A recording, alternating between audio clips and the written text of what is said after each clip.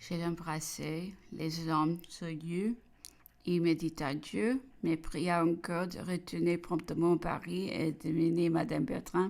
Mais nous résolûmes toutes deux de ne pas nous éloigner sans être sûrs de ce qui deviendrait.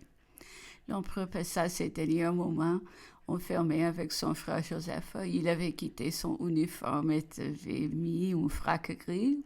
Le général Becker, revint de Paris, reporta la même réponse que M. de Frao, et comme on n'attendait plus que lui, les voitures des voyages avanceront. L'empereur avait dans sa calèche le général Becker, le général Bertrand et le duc de Rovigo. Dans une autre voiture étaient le colonel Gorgo, M.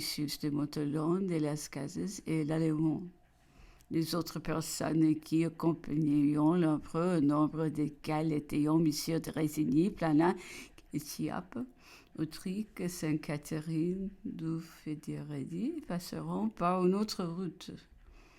Loin d'être ici déchirante qui devait l'être pour moi, cet adieu soulageait mon âme du poids dont elle était oppressée depuis si longtemps. Je voyais au contraire à l'abri de danger, une liberté, une vie si précieuse pour laquelle l'avenir même ne me paraissait plus menaçant que j'étais dans l'heureux. Avant de retourner à Paris, j'ai traversé la belle galerie de ma maison où se trouvaient tant d'objets d'art qui, avec mes diamants, ayant devenir ma seule fortune, j'ai pensé alors pour la première fois que c'était l'unique bien de mes enfants et je vais absolument oublier de donner des autres pour mettre tous ces objets en sûreté. Tout entière à l'empereur, j'aurais pu songer à autre chose qu'à lui. Les Alliés étaient trop près peu que je fisse transporter tous ces tableaux à Paris. J'ai pris donc courageusement un parti de les perdre, si le sort le voulait, et je m'empressai de rejoindre mes enfants. J'ai monté en voiture avec Madame Bertrand, d'Arjuson et Caffarelli. Cette dernière, sans être dame près de moi, était venue chaque jour à ma maison, se mettre à ma disposition et m'offrir ses services. Il est doux, dans ces tristes moments, de trouver autant de dévouement. Je fus obligé de prendre le chemin de traverse et de rentrer à Paris par Saint-Cloud, car le pont de Neuilly était déjà barricadé. Madame Bertrand ne nous entretint que de son voyage et de ses craintes pour ses enfants. Je lui proposai de me charger de sa petite fille qui était souffrante, mais l'idée d'être un instant séparée d'un seul des objets de son affection lui était insupportable.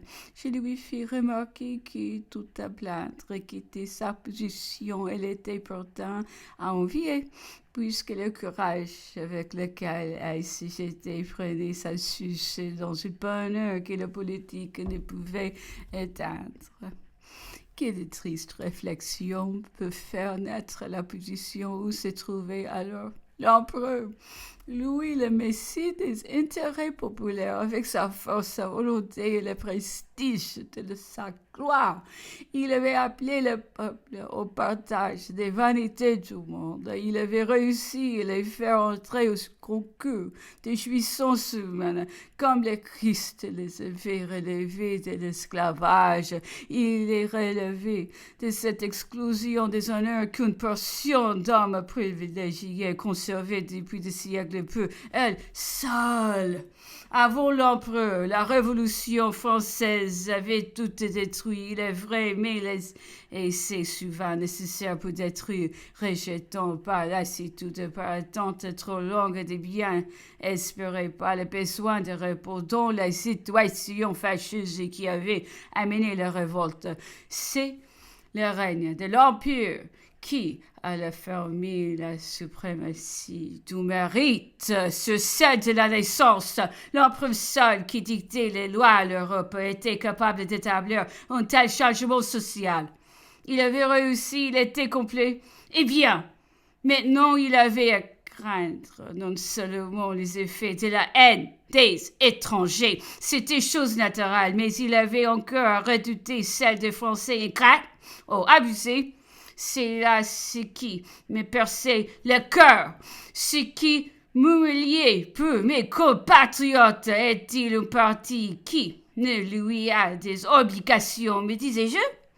S'il n'a constamment travaillé, qui peut la gloire du peuple, qui peut le fermissement des institutions qui lui assureront une véritable indépendance. C'est grand que voulons abattre, lui doivons aussi la vie et le repos, le paix faite avec le peuple et la sécurité qui sont suivies. C'est donc pour reconnaître de tels bienfaits qu'il s'allions aux intérêts étrangers peut anéantir une puissance qui regretteront peut-être un jour et qui leur a été en quelque sorte protectrice.